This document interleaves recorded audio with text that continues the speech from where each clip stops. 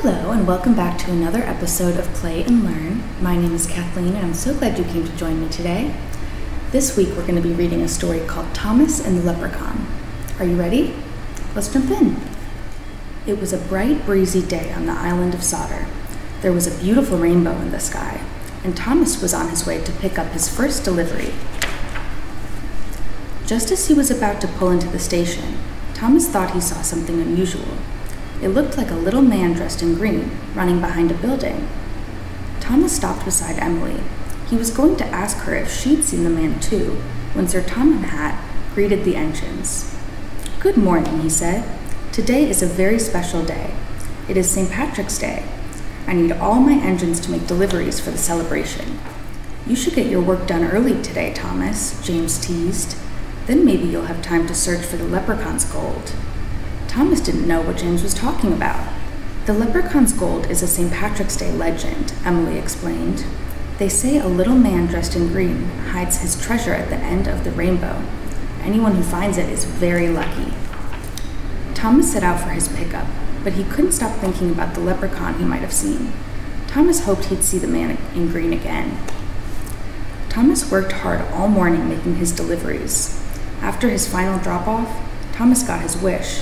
He saw a flash of green behind a tree before it disappeared. Thomas hurried around the bend. Behind the tree, he did find something green. It was Percy. "Thomas, I'm so glad you're here," Percy peeped. He had derailed going around the bend too fast. "I was supposed to pick up the St. Patrick's Day soda bread from the bakery." Thomas loved to help his friends. As Thomas set off towards the bakery, he wondered if he'd seen the leprechaun at all. At the bakery, Thomas looked up at the sky and saw another rainbow. It was even bigger and brighter than the one that morning. After dropping off the soda bread, Thomas decided to follow the rainbow. As he chugged up a big hill, Thomas saw a golden gleam just over the horizon. Could it be, he wondered? But it was only Rebecca. Her freshly washed yellow paint was shining in the sun.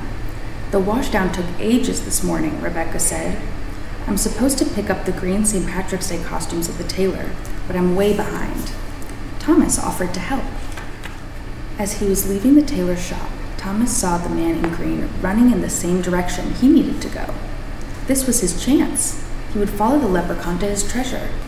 Thomas tried to catch up, but the leprechaun was gone. The only one around was Emily.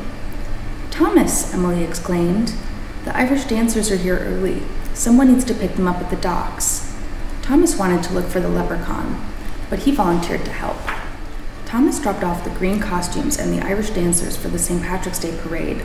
Finally, everything was where it should be. He looked up and saw the rainbow again. It was arching down, right at the end of his branch line. Thomas was about to take off towards the rainbow when Sir Tom Hat came running up to him.